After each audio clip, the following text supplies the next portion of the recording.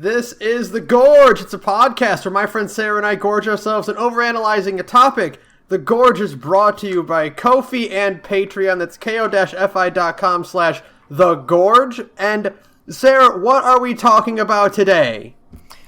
Today we are back at Indie Week, so we're talking about a medieval because the Gorge definitely knows how to strike when the iron is ice cold. We're talking about a medieval for the PC and eventually the Switch. I thought there was already a Switch port out, so I was like really excited to play it on the Switch. It's not out yet. No, it's not out. I got tricked too. I was so looking forward to playing a boomer shooter in bed while chilling. Because, hey, we were gonna play Ion Fury, and then the Ion Fury devs ended up being huge assholes. Yeah. And I was like, never mind. And then they were like, no, we're not gonna be assholes anymore. And they're like, no, we're still gonna be assholes. We're gonna, at first, there's like a little light of like ray of hope, because like I really did want to play Ion Fury, and honestly, I might just, fly the old Jolly Roger, and we just won't talk about it on the podcast. But like, man, it was like, oh, well, they've apologized and blah, blah, blah. They're going to donate this money to this, cause. It's like, oh, okay, maybe there might be hope. And then they doubled down. And I was like, never mind. There's no hope. They literally did it the worst way they could. Yeah. By like almost apologizing and then backing down from the apology. The back down is so cowardly. Like, to just instead side with, like, the usual mega shithead chuds that we all hate is just, like, the worst. They're like, no, we're actually going to side with 8chan. And I'm like, God, okay. Well, I'm never playing Ion Fury then. Or at least I'm never giving you money for Ion Fury. Mm-hmm. Because John St. John is in that game. And John St. John said trans rights. And you can get married by John St. John now.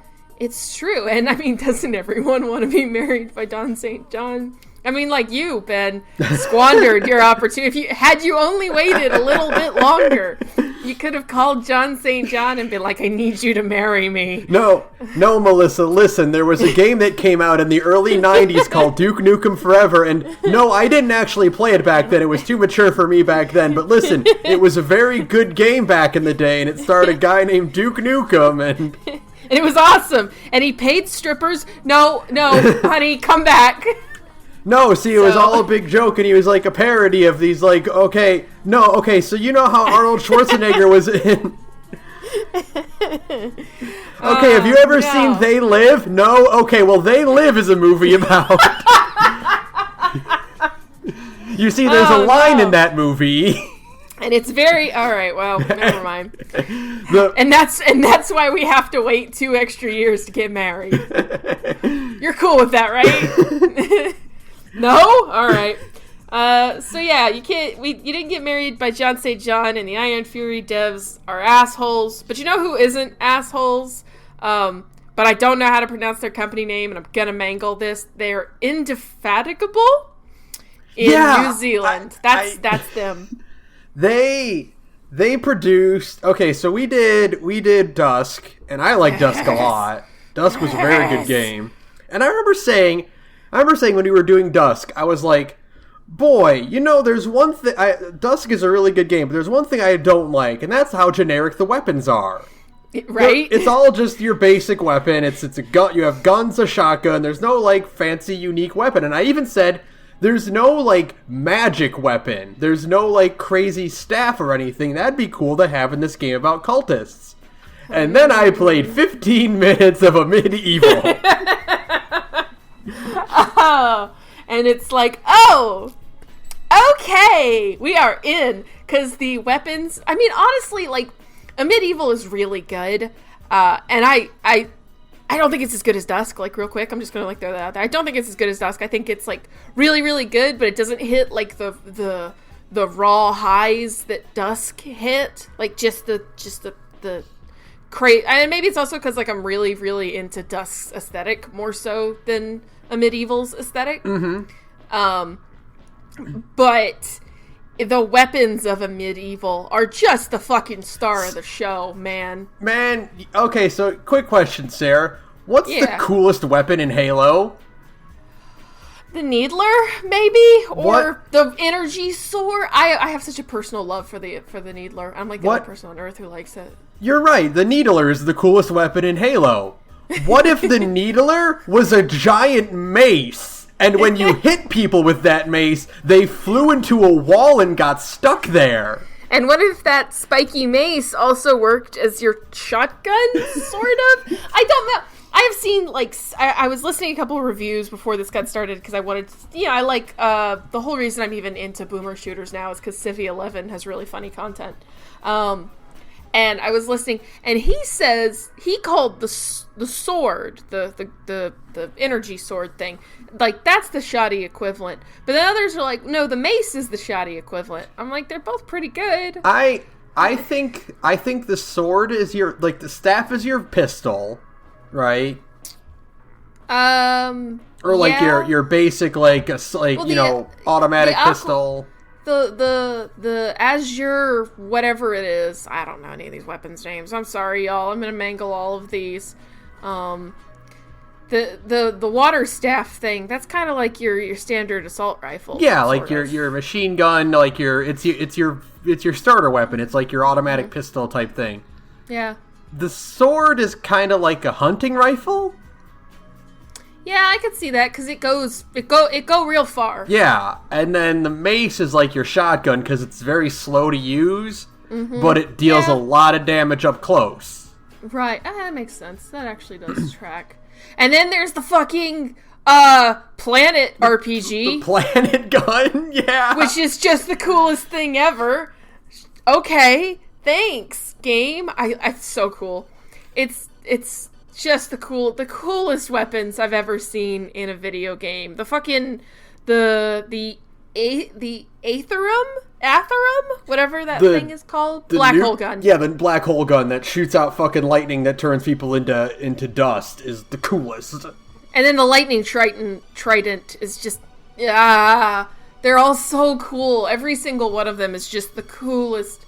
It's just like they are so creative and so much fun, and each has like their own use. I mean, like the alt fire on the axe turns it into like a boat propeller. Yeah, like, and you use it underwater and you get an achievement for it. That's so cool. That's so cool. It's like, and that thing stays useful because it has what is that thing called? Hold on. What is that? I want to at least know the Axe of the Black Labyrinth, which just, you ever wanted to play a metal album cover? Here you go. The Axe of the Black Labyrinth has an effect where, like, if enemies get close enough to you, it pulls them towards you because it wants to bring in things that it hates because it's like an evil slaying thing. So it hates evil, so it drags in all monsters to be cut down before its blade, and you're just like, that's so fucking sick. This game is the most blatant paladin propaganda I've ever played, ever. This is lawful good propaganda, and I won't stand for it. This is the most pure, unbridled paladin lawful good propaganda you could ever have in a video game. The only story in the game is that you are chosen by the gods to kill all evil. You must save these 7 realms and destroy the source of evil, or whatever it is. I wonder who that lady's voice actor is. I should probably know. She was very good.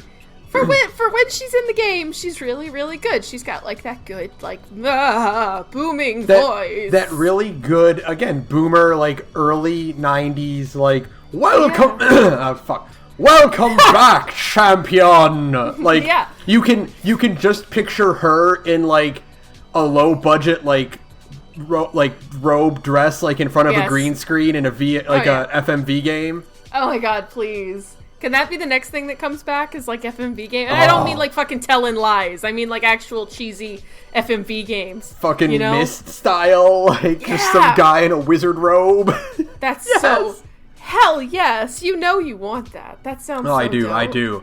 I love this resurrection of the boomer shooter. I'm genuinely, because, like, I missed that boat, and playing Dusk, like, ignited it in me, where I'm just like, I love going fast. I love killing things fast. So I will say, okay, so there's a few things, like, I personally liked Medieval more than Dusk. Okay. Like, like you said, you like Dusk aesthetic more. I love a Medieval's way more. There we go. There is one thing I have to complain about, but then I fixed the complaint because they were helpful with that. I felt the game is encouraging you to go fast, right? Like you fucking move like a motorcycle. Right. And there's like no cover. Yes. Enemies can like go through cover, no problem. Of course. I felt that the game was like encouraging you to shoot fast and shoot like often, and then it gives you a bunch of weapons that move really slow because they have the wind up. You have to swing the mace. You have to go through the whole swinging animation, right? Right. Yeah. There's a cheat in the game that just speeds up all those animations. What? Yeah. What? If you go, like, I was fiddling around with the settings. I was just like investigating, like, okay, well, where's the controls? So, like, if I want to turn up the, the mouse sensitivity and all that, and then there's just a tab name labeled cheats, and it just lists all the cheats that are in the game that you type into the keyboard. I didn't even notice. It's the best. There is like a cheat that makes all your weapons fire faster. There's a cheat that puts you in like infinite everything mode. There's a cheat that turns it into 80s vaporware. Just changes the game's whole shader to 80s vaporware, and it changes the music and everything. Oh my! We'll talk about that fucking music. Yeah, we're gonna talk about that fucking music in just a minute. And it's like, I can't think of anything that is more indicative of that style of game than like, oh yeah, here's the cheats that you just get. Here's the cheat tab. Yeah, the firing faster thing is definitely.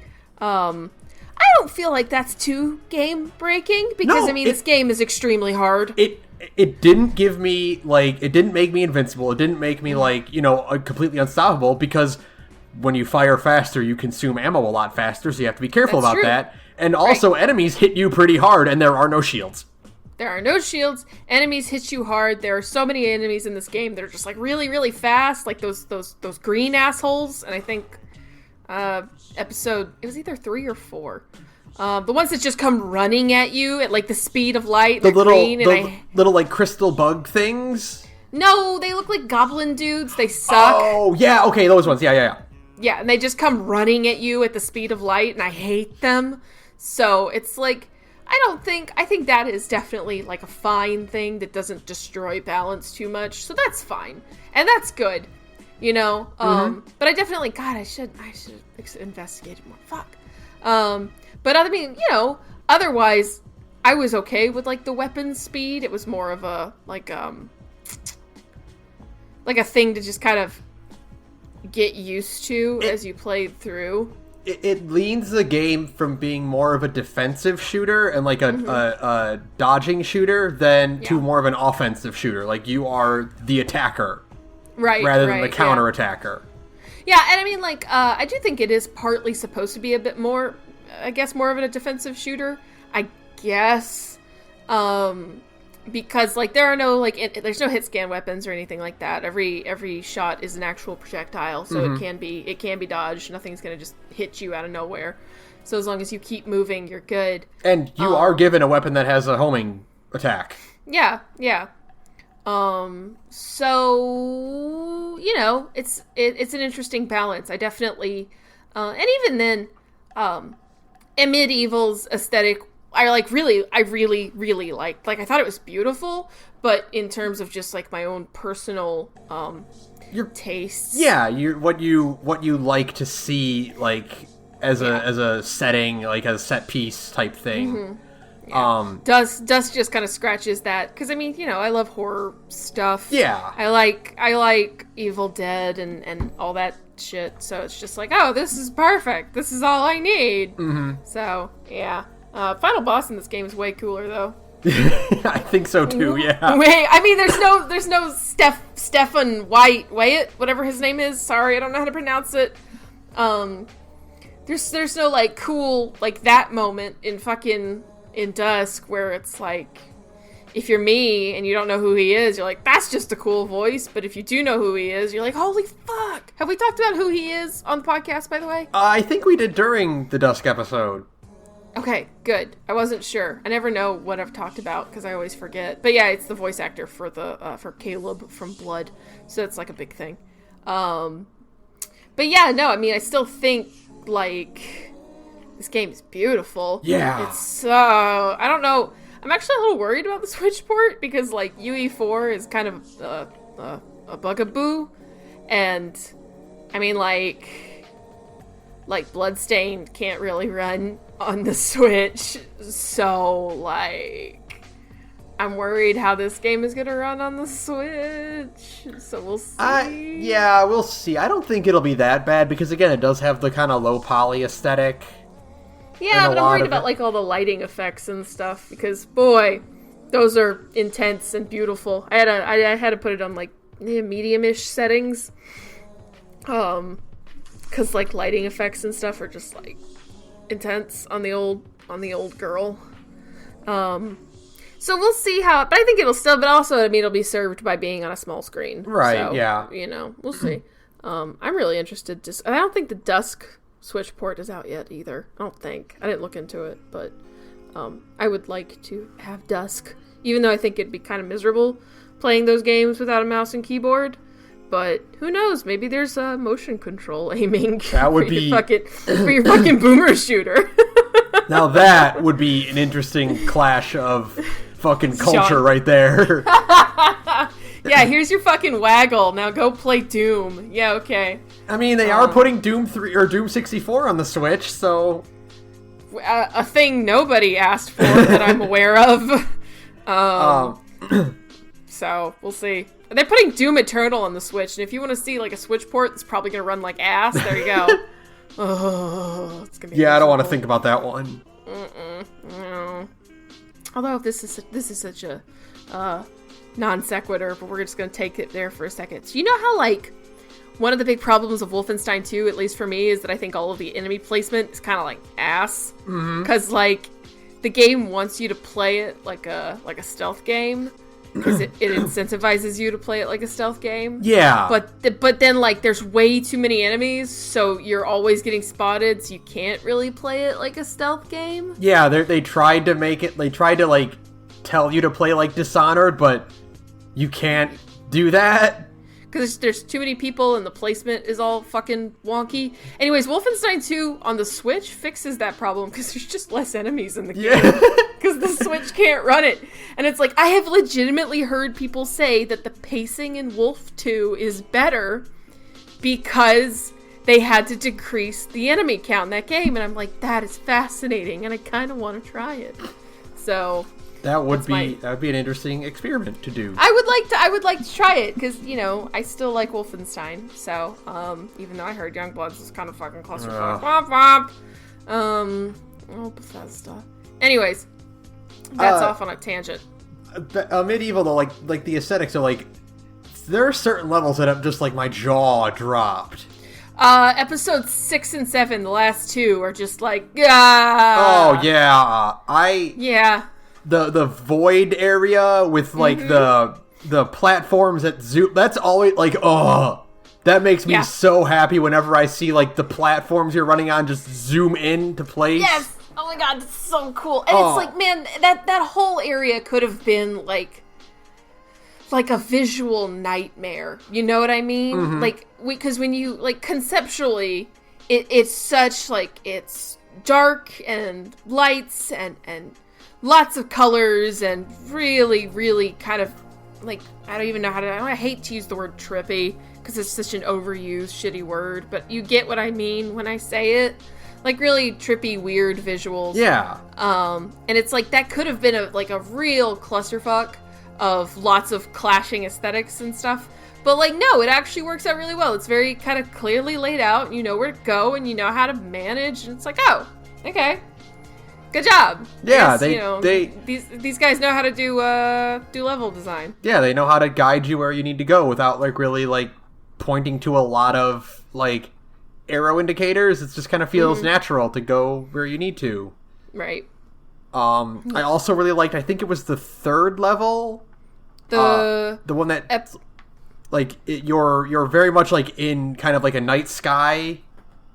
No, episode Or was that 4? It might have been 4. It might be 4, because isn't episode 3 the one that's in the, like, the Aztec-looking place?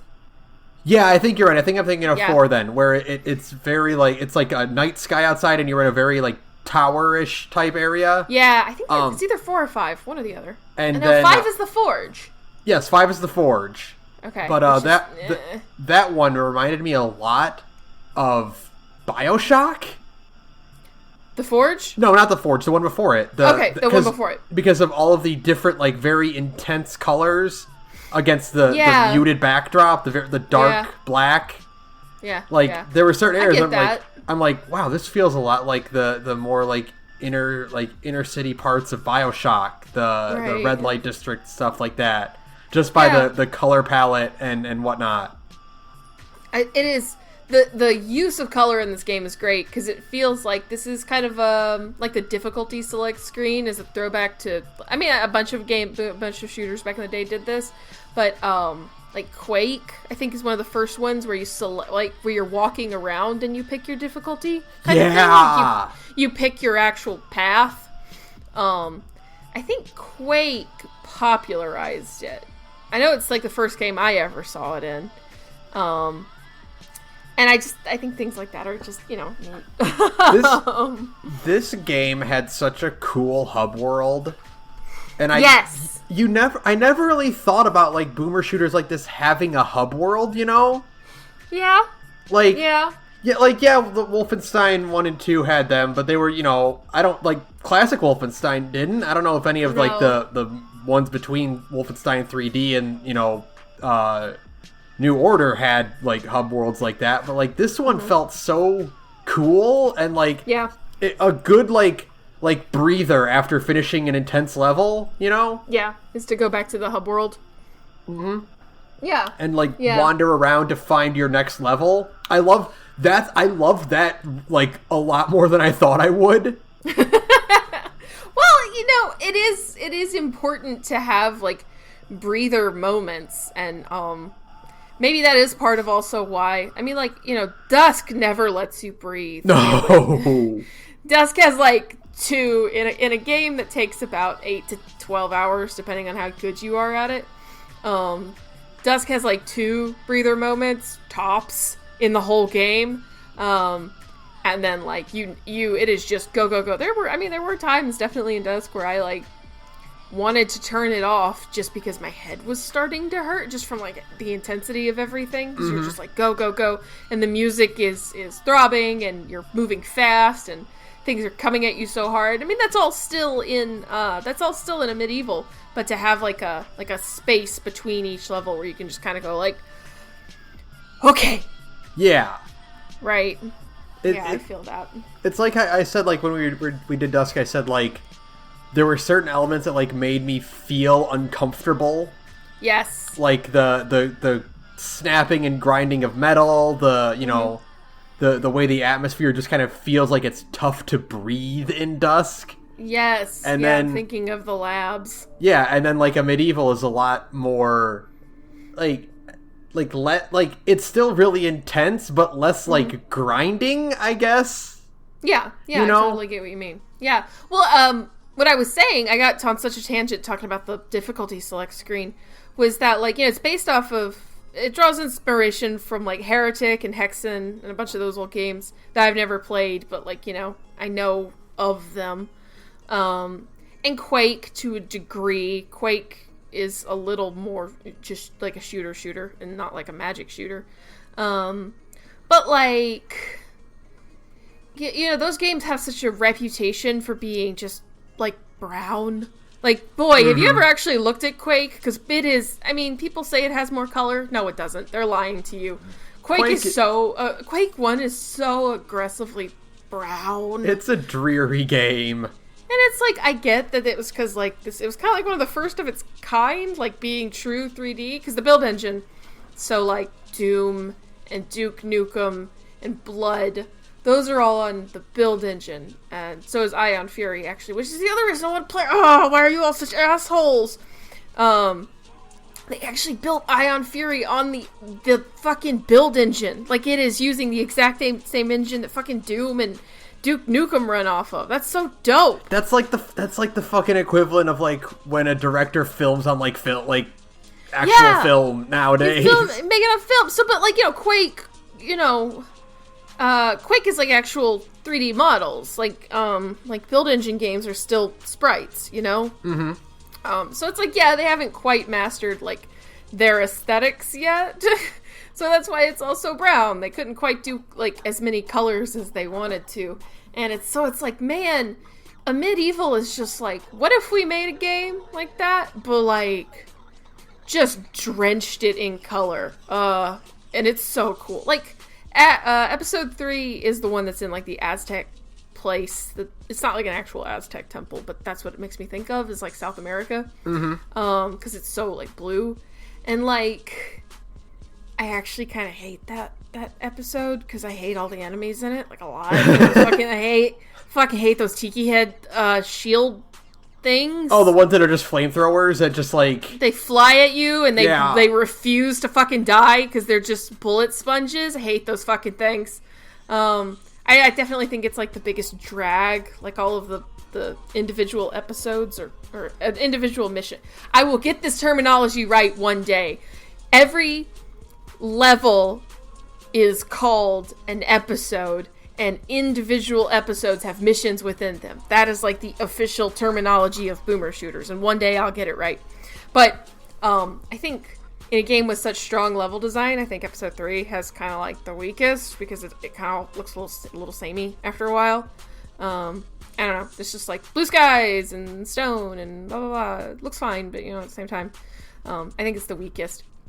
But even it is just like gorgeous, Yeah, they did like it's just that color palette is so sharp that like beautiful. It just makes like everything feel better, even if you aren't really into the aesthetics of it. Yeah.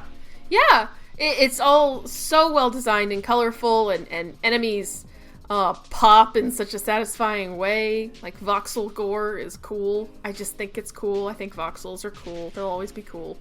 And yeah, stuff like that is just like, it makes it so appealing. It's so like soaked in color, and the colors are really saturated, and the lighting effects just make it so, it has such a unique aesthetic, even in like, standing among, because like voxels are kind of a thing these days, like Octopath Traveler and all those games right now, and it stands out because it's using like really low res textures and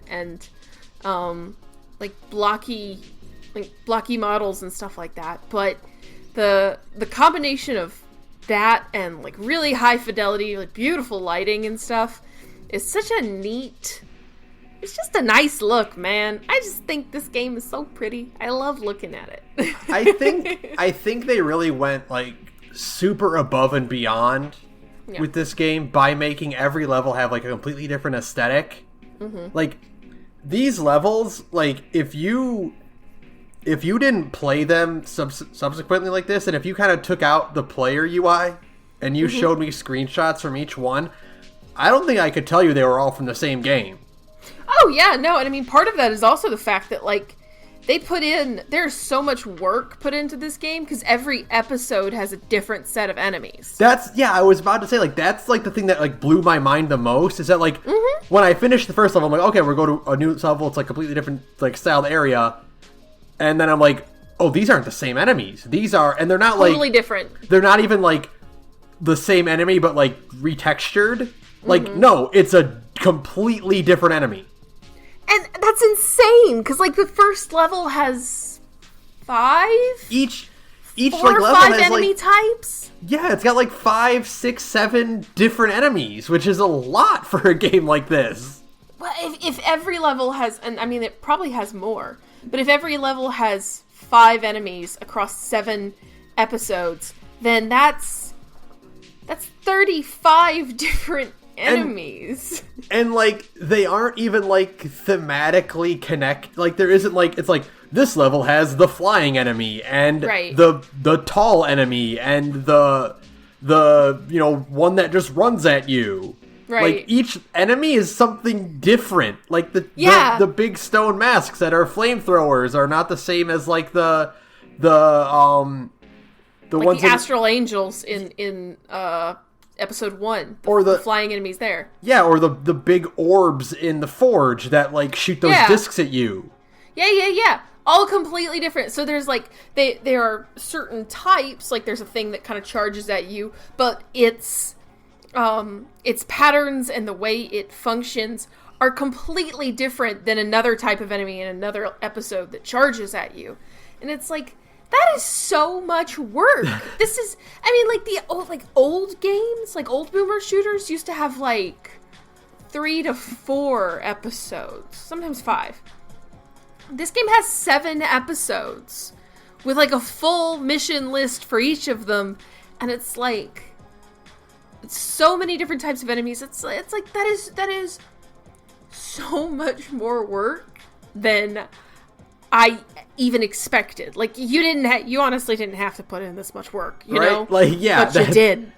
That's like the thing that's like got me like the most shocked. It's like, wow, they didn't like, because I compare this directly to Dusk because it's the only other one I've played in recent memory. Yeah. Like, I'm thinking about like Dusk enemy list, and I'm like, okay, it's got a lot. It's got like over 10 different enemies. Oh yeah, I think it's closer to 20.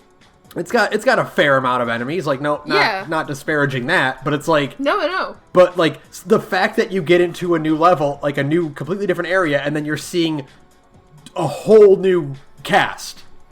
Yeah, it's insane to me because it just drops you. There's no, because I mean, like that adds to kind of like the frenetic nature of beating fights of like, when you're done with an encounter in this game, you're just like, oh, because like a medieval is always throwing something new at you. It's always just like, it drops you into a new episode and is like, have fun, idiot. You literally don't know what's about to come at you because like, it's so different. There's no, you literally know once you start episode 2 that every new episode is a whole new experience. So it's not like you can count on new enemies mixed in with old enemies. You are, with every episode, having to learn something new.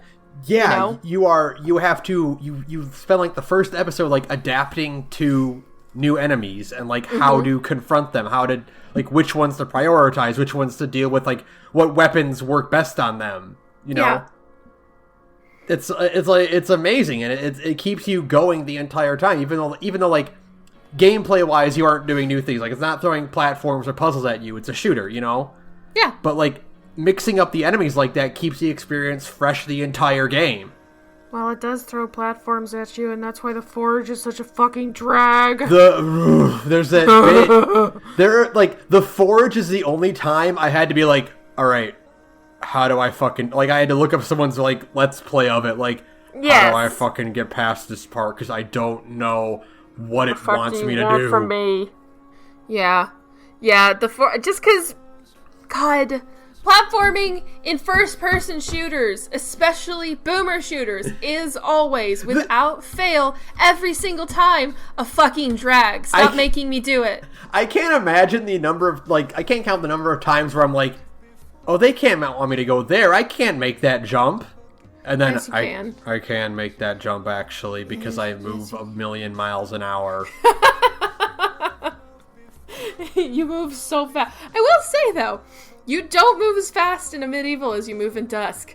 Dusk is like you're on roller skates covered in grease on ice. You are so fast in Dusk. So I'm playing a medieval and I'm just like, oh, what a nice Sunday stroll. Like, I don't know, man. But I mean, you are still so fucking fast compared to like other modern shooters and stuff. And yeah, platforming in your shooter always sucks. I'm sorry. I'm sorry. It always, unless there's some kind of like gimmick to make the platforming palatable and more fun, don't make me do it. There was a bit in the last level where you're kind of like on this like massive bridge, and like you have to cross these like rotating platforms, like these spinning platforms with like spikes on the end. And I'm just like, all right, I fell off again. All right, I fell off again. All right, I fell off again. Yeah. All right, I fell off again. All right, I fell off again. It sucks. It sucks. And I know that part of it, I guess part of it is supposed to be like, that's part of the challenge, but fucking Devil May Cry doesn't make me do any platform. Well, that's not true. And fortunately, like, falling off in that level doesn't sap your health. Right. Like, they granted... You teleport back. Yeah. They granted you that mercy. Like, they didn't... They knew. They knew. They're like, But in that case, just don't fucking put it in. I don't know. Like, I get it that part of, like, the challenge... Once you've, like, mastered the shooting elements of the shooting game, then you have to throw like, environmental hazards and stuff to make, like, the shooting more challenging. Because after 7 episodes, like, if you don't know how to do the shooty bangs in a medieval at that point, then you're not going to make it to episode 7. Like, that's just how it is. Mm-hmm. So they have to throw other... like, ways to mix it up at you. Like, I get that. Especially because their boss design is so fucking good. Oh, God. The boss design is so good. The bosses are all, like, super well set up to, like, not get you to, like, camp in one area and, like, find, like, the spot where they can't get you. Yes. They force you to keep moving. Like, that one motherfucker. The one that the night guy that drops down on you from the sky? Yeah! Not the moon one, but like the sun knight. There's like a moon knight and a sun knight. I don't know their names. I'm sorry, y'all. But that motherfucker who's always dropping down on you and just like out of nowhere, and it's just like, surprise, you're dead again. Are you having fun? I'm like, I am having fun in medieval, but also eat me. It's oh God, but it's so cool. I mean, there's a boss in this game that's a tornado. So that boss is so fucking like that boss is the one that like I like. It really clicked with me like how well their level design is. Right. Because like that one, you get those platforms that are high up, and like it's hard for the boss to hit you with that. Yep. And so what does the boss do? It lights that area on fire. Yes. It's like, keep moving. This is a boomer shooter. You don't sit in camp. You gotta move your ass. It's like, okay, I'm going. It's so cool. It's so cool. The things at the end of mission 6, the when you're in the bubble, I don't even know how to describe those things. Like the twin snake things? Snakes things, dragons, the hydra, whatever, the sea serpents. They're so dope. God, I just love that design. And they knew they were cool because they come back in the last mission. They're like, we know. Anytime you're in like that's one of my favorite tropes in like anything, is like, hey, you're in the final episode, final mission, final whatever. Here's a boss enemy as a regular enemy. Have fun. I'm like, that shit's so cool every time. Every time. So, yeah. And then, okay, we finally have to talk about it. Andrew Hulshult is the guy who does the music for a medieval, and he also did the music for Dusk, and he does the music for, like, a bunch of other stuff. He basically just, like, makes music for cool video games. The music in a medieval is so fucking rad, I can't stand it. It's got that perfect 80s synth, like, ambiance, like, atmosphere, like... Yeah. Like, you know when you're watching an 80s movie and you get that good synth atmosphere, you know? Yeah. Oh, man, there's the piano track in episode 6. Mm-hmm. Like, the really, like, weirdly minimal piano track that plays in 6 that is so good, and it's like, this doesn't belong, but you know what? It still fits. It's so chill. All of his music is, because I listen to like the Dust soundtrack like while I work and stuff, right? And I so just like, yeah. And a medieval is like so sick and completely different than Dusk's. Like, there's some elements in there that are pretty similar, but like it just he does such a good job of evoking the two different kinds of shooting game that you're in, which is like, one is like your redneck survival, not survival horror, but like grindhouse. Yeah, horror. Grungy violence, like, chainsaws and blood splatter and all that, and like creepy barns and all that. And then a medieval is like, it really does handle that, like you said, 80s synthwave fantasy metal album vibe. That, like gothic architecture, night, like spiky plate mail, all like the album. Towers. The album cover makes your parents think that you're definitely worshiping Satan in 1985. Right. Yeah. Here's a big tower, and the knight is cutting off the giant's hand, and he's got a big axe. And the axe is a sprite. I read that, and my fucking brain exploded. I know. My brain exploded at the back of my fucking skull. Those weapons aren't fucking models? They're sprites. Like, shut up. Like, get the fuck out. Whatever. Are you kidding me? That should be illegal. This shit's so dope. Like, are you for real? Like, there's no way. That's so cool. Like, there's just so much just cool stuff in a medieval. Again, like we said, like, you didn't have to do that, but you did it. Yeah, you didn't have to go this hard. You didn't have to put 35 or more different types of enemies in your game, but you did. And you know what? That's cool. I respect the hustle. It's and it seems like this game has sold well. God, I hope this game has sold well. Right. I think so. I think it's been doing well because I really want to see, like, I'm really excited to see what Indefatigable, thank you. Like, I want to see what they make next. I'm always, like, especially when, like, breakout titles from certain devs, like, again, like David Szymanski is the guy who did Dusk, and these guys, whose name I'm not going to try and say again, anytime, like, they have a breakout title that I love, like, this much, it just makes me ecstatic for what comes next, because it's like, this is what you're going to open with. Like, so how do you follow that? I mean, sometimes that means you're setting yourself up for disappointment, but sometimes it means that you've, like, learned, that you've got, like, developers who have, like, really learned how to use their tools at this point. And, like, even more so, really know what they're doing, and they know their workflow, and they understand their limits. So it's like, if you know all of this about, like, your artistic process, like, what does that mean you'll do next? It could mean amazing things. And these kinds of games, like, they don't need much to be, like, a good improvement. Like, add a handful more weapons, like, make the game look a little bit, like, more, like, higher poly, because that's what kind of happens with, when these boomer shooters got sequels, like, you didn't get, like, a massive upgrade, you got, like, a little bit cleaner design, and then more weapons, and some more unique levels, and, like, maybe, like, a gameplay gimmick, and then you're good. Unless it's Blood 2, which killed the franchise.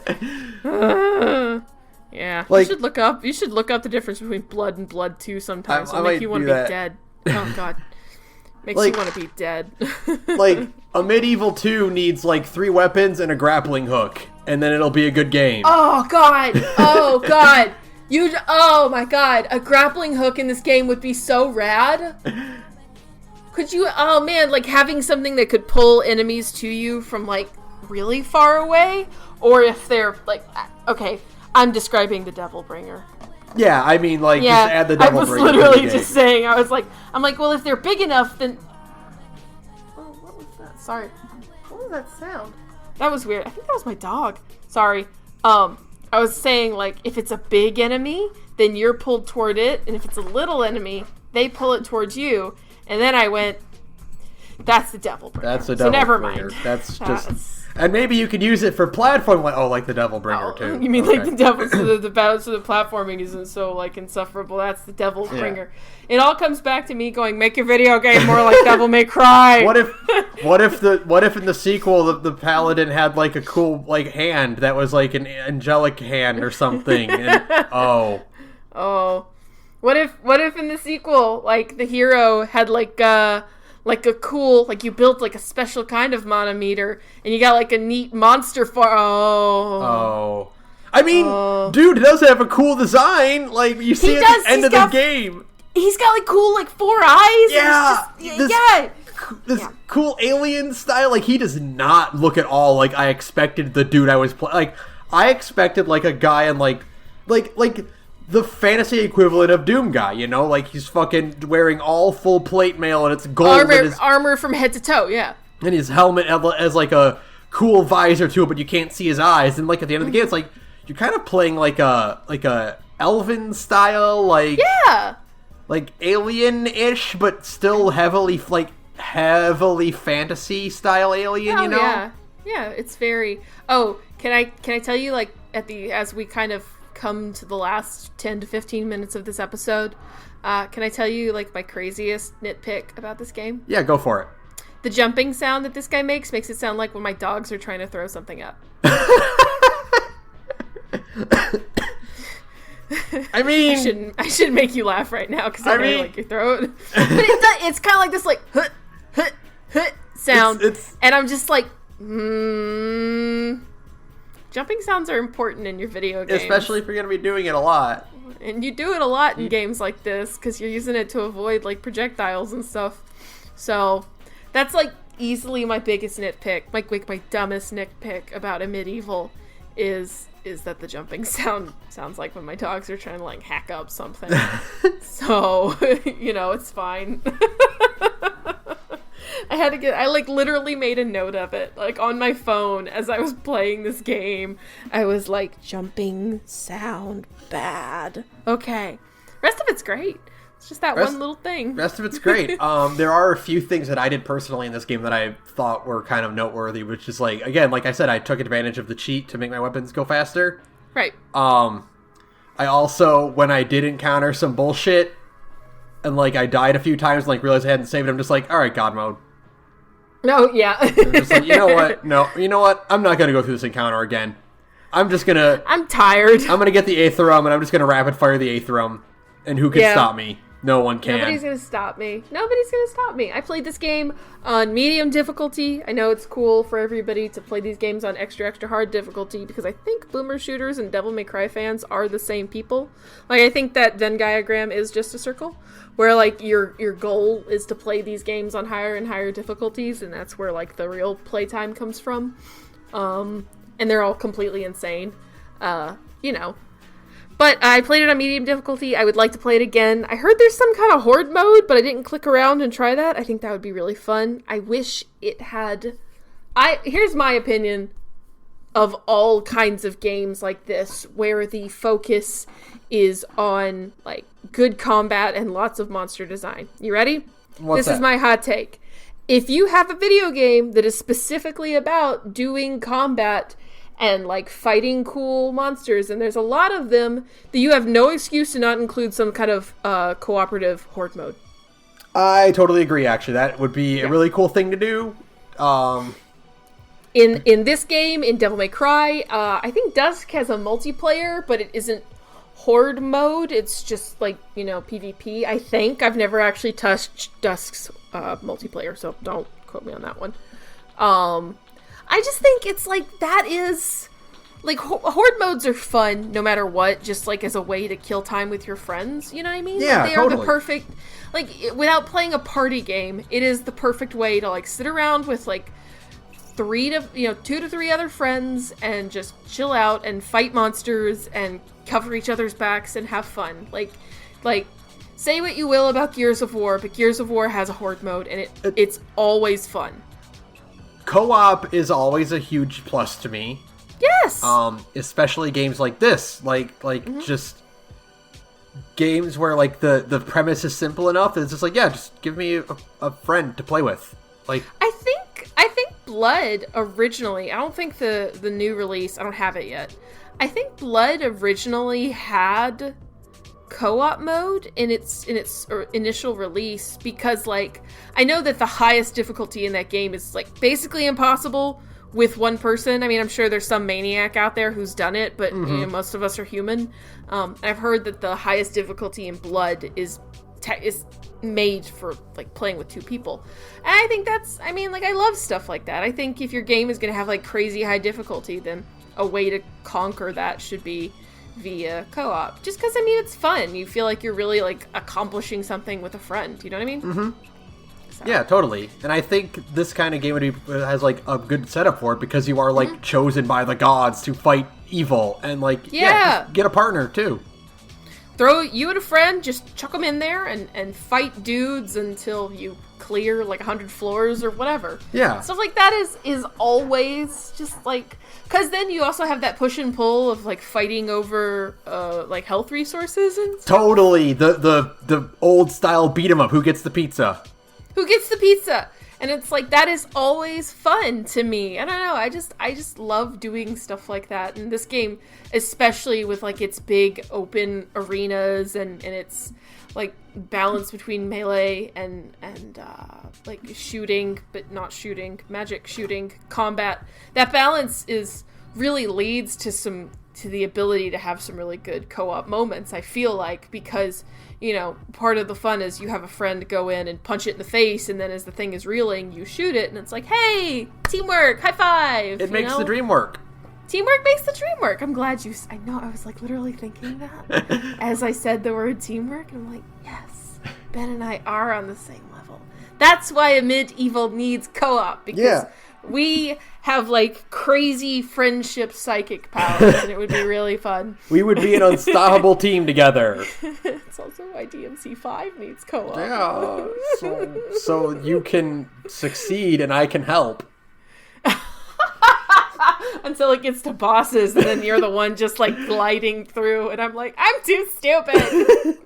I'm too dumb. I've said this before, but I'm going to say it again. The way I play video games is, like truly just an idiot. I just throw myself at a brick wall until eventually my thick fucking skull breaks a hole in it. And I've, like, watched you play Devil May Cry, and it's like, oh, that's what a sane person playing these video games looks like. And I'm not even good at Devil May Cry, like, straight up. I'm not good at that game. I got Triple S for the very first time ever playing 5 as V. where it's dumb easy to do, because all you do is have your friends do it. But then, like, you do boss fights, and literally, this is such a tangent, but who cares? We're at the end of the episode. This is where we hide our tangents. But it's like, the deal is that I hear you talk about a boss fight, and I'm like, ooh, yeah, I had, like, a really hard time with that one. It took me, like, 15, 20 tries. And you're like, oh, yeah, I got it done in, like, 3. I'm just like, what the fuck? Excuse the hell out of me. Okay, fine. So, yeah, that's all of this to say that I really want video games like this to have more co-op and more options to play it. I'll probably play this again at some point down the line. Yeah, I also, like, before we wrap up, like, I want to talk, like, I can't believe a game that has literally maybe 1% of its content is story. Yeah. Still had a fucking sequel hook. Like, literally the only time the game ever has, like, anything approaching a narrative beyond, like, hey, this very nice lady's voice told you to go, like, welcomed you home and then told you to go fight the other guys. Actually, no, she doesn't even tell you to do that. She just says, welcome back, champion. And then you go out and do it. Yeah, and then at the very end, they're like, "Oh, what's in the well or the scrying pool?" And it's this really nice area is on fire. Yeah, time to go do it again. Yep, oh my God. All, like, getting to that area though, also, like, it's so fucking cool. It's such a well designed, like, just that, like, that's seeing that area is your reward, you know? Yeah, absolutely. You know, I mean, people don't need, like, big fancy rewards. Sometimes it's just, like, again, kind of like a moment, you know? Yeah. Does that make sense when I say, like, your reward is just, like, a moment in time? Yeah, like, all you need was, like, hey, your reward for playing this fun game. Like, it's kind of the same thing I said about, like, Odyssey, you know? Where it's like, your reward for getting a moon in Odyssey is you got to do a fun challenge. Yeah. And the reward of seeing a really visually stunning area, like this really pretty area up in the clouds, like just this oasis, you know, in the sky. Yeah. That's your reward for playing a very fun action shooting game. Right. Now, please be excited for a Medieval 2 or whatever they make next. Yeah, whatever. I can't wait to see whatever they come up with next. Yeah. Did you find the Dusk mini-boss? No? There is... I saw it, like, on a video, because like, my recommended videos just showed me a medieval shit after I looked up a video, like, how do I get to this area? How do I do the thing? Yeah. Yeah, and then it's like, oh, well, you like that? Here's the super secret ending to this game. Oh, thanks, YouTube.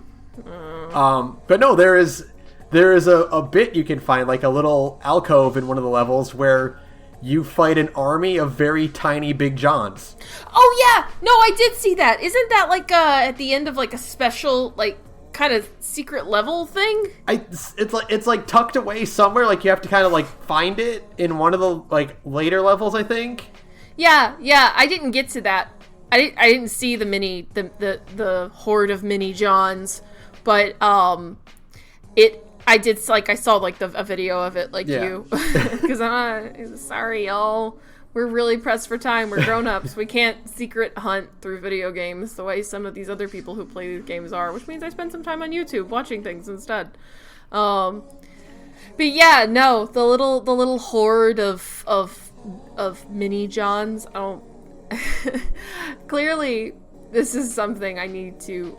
I think Big John is a boss from like Rise of the Triad or something like that. It's another game made by a lot of the people who made this, or maybe from like New Blood, but it's definitely a thing that's carried over from like multiple shooters, and so that's why like Big John, like, because I remember when we were talking about Dusk, I was like, I don't get Big John. Yeah. It's like, okay, it's an inside joke. Yeah, okay. The fact that if he's like this like mascot that they just kind of drop into games, like, okay, that makes more sense now. That makes more sense now. Okay. Rather than this fucking weird boss out of nowhere that's just a really bad Arnold Schwarzenegger impression. But now I like see the appeal of Big John. Yeah. Like now that I know that he's like a joke character, I just go like, ah, kill me. It's really funny to me now. So I'm like, I'm sure people listening to me and to you, like, talk about these games when like we don't have a history with them must be infuriating for some people. I hope when we talk about stuff like, the thing about Indie Week is that we're always like trying to explore outside of like our quote unquote comfort zone, like, right. Not that we're like averse to these games, but like a lot of them, like either we never got the chance to play them or they just weren't appealing to us as kids, so we're kind of coming back to them. Like, we're talking about all these things that we like about them, and I'm sure a lot of it is like, yeah, that's the standard. Like, that's just how the games are, you know? Yeah. But to us, it's like really cool and appealing and like new. Novel and new, yeah. And like I hope people don't see that as like we're like I hope people don't hear us being like, unlike most mecha anime, this one focuses on the characters, like, right. We're impressed because we're kind of finding appreciation for a genre that we didn't really like click with back then, and now we're kind of discovering for the first time. Yeah, like for reference, my first I came around to the first-person shooter genre around Halo 2, okay? Like, before then, as a kid, I had next to no interest in first-person shooters except for goofing off and playing, like GoldenEye at a party, you know? Like, hanging out with friends playing GoldenEye at their house. And so, like, I gained an interest in first-person shooters for Halo 2, and Halo 2 is a very different beast compared to Dusk and Quake and Blood and Duke Nukem and all of those games. My exposure to first-person shooters started in a completely different place, and so I have a different frame of reference, so I really had no idea how enjoyable this genre or this type of first-person shooter could be. I probably do sound a little ignorant when I talk about these games, but I also don't really mind. I'm really, really enjoying them. I would like to take the time to play Blood at some point, because Blood is only $10, and I would like to take the time to play Blood, and be terrible at it. And yeah, I like this genre a lot. I'm really glad it's having such a renaissance, you know? Mm-hmm. Yeah, this is the nice thing about indie developers now is that all these revitalizations of old genres that kind of went by the wayside is now people like us get to experience them for the first time again. Right. The stuff that we missed out on back in the day. Mm-hmm. Now bring back FMV games. Yes, please. That's the one I want. That's the step we need to take next. And I don't mean telling lies. Yeah. I want those fucking... God, you remember when we'd go to an arcade and they didn't have Time Crisis or House of the Dead? Oh God, but they did have the ones where it's just 5 actors in different costumes in front of a green screen. Bad. Yes. I can't play House of the Dead, but I can play it's police. It's that one that's a police academy shooter or something. You know exactly which one I'm talking. Okay, cool. Yeah, that one has actual live action actors with bad 90s haircuts. Ooh, I know. Bring that back. Yeah, I want that back. I want fucking point and click adventure games where you are playing as a guy in front of a green screen and he's fucking rotoscoped all and dropped in these weird zany environments. Yes, give me that. God. Give me that janky shit, please. That'd be amazing. Okay. Any final thoughts? No, I think it's hard. There's not much more to say because there is zero story in this game. There is zero story. There is less story. You can't even really speculate on because it's so cut and dry. Yeah, in Dusk you can kind of speculate on a plot. There's a bit of one, not in Medieval. No, a Medieval's it's just the most cut and dry. Hey, you're the chosen one. You have a big axe. Go fight evil. And guess what? It's evil. There's no bones about it. These are the bad guys. There's no plot twist. I am so used to that kind of shit. I was waiting for the lady voice to actually be a bad guy. Yeah. I'm waiting for the turn. It never happened. I'm all right. This is simpler genre. Even the sequel hook isn't even a twist because it's bad things gonna happen. And you're expecting I'm gonna walk up to the Pantheon and then it's gonna catch on fire. No, right. It credits. Nope. Roll credits. You did it. You saved the realms. Yay! You're a hero. I do love though that as a final note, and maybe that's what our title card should be. It's we did it, Patrick. We saved the city. But we did it. We saved the realms. But you're literally pulling planets out of orbit to shoot them and make them blow up. And it's you've killed so many more thousands of people on those planets than you ever did saving the 7 realms. You get an achievement for blowing up the Earth. You do! If you blow up the Earth in there, then whoopsie doodle. Yeah. So see, it's you know what? We didn't mention that, but I do like that. I do like that, there is that little bit of, 90s humor in the game, too. When you do blow up the Earth, you get a caption, it's you blew up the Earth. Oopsie. When you get, killed in certain ways, it'll say, splat or slashed or something. Yeah, or, cooked. Yeah. That was when if you get burned, you get cooked. Stuff like that is good. It's just, the perfect kind of throwback. But that's what I feel like. It's very, we did it, Patrick. We saved the city. And there's just, thousands of planets reduced to nothing. So, I just thought that was funny. But, yeah. It was worth it in the end, though. You fought all the evil. You killed the source of all evil, maybe. So, it's fine. Okay. All right, I think that'll do it for us. Easy episode. Yeah, thank you, Visitor Future Background Music. You can follow me on Twitter at thegorgepodcast. You can follow Sara at radioinactivity. You can email us at thegorgepodcast@gmail.com. And if you want to hear more stories about heroes fighting evil, maybe not listen to Sarah's podcast, but if you want more adventures, you can listen to Sarah's podcast. Yeah, if you're looking for characters who are morally good, maybe go find another podcast. But by God, we're always trying to do the right thing. Because, hey, I'm in another podcast called Big Gay Nerds, where me and a bunch of cool queer friends get together and we play tabletop games. We try out lots of different systems. We have a lot of fun. We're actually on hiatus for the month of September as we build a backlog because people's lives are busy. But when we come back, we'll be playing Pigsmoke, the RPG where you play as professors at a magical college in America. It rules, and it's definitely one of my favorite systems that we play. You can audibly hear me having, whatever, this is audio medium, I don't know what the fuck I'm talking about. What were we going to say? I was going to say, she's so excited that you can see it. Yeah, oh my God, that's totally it. Just have Ben cover my ass every time I speak on this podcast. Yeah, but you can hear it in my voice whenever we play that game because I have so much fun with it. Hey, we're on Big Gay Nerds at SoundCloud, and you can find the links to the rest of our social media from there. Thanks. All right, that'll do it for us. Man, fuck those heads.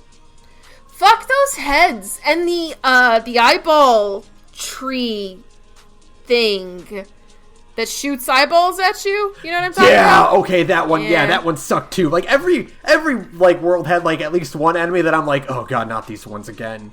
I'm so tired of you. Tiki heads suck and eyeball monsters suck and yeah, and that one boss that keep dropping on me, that sucked.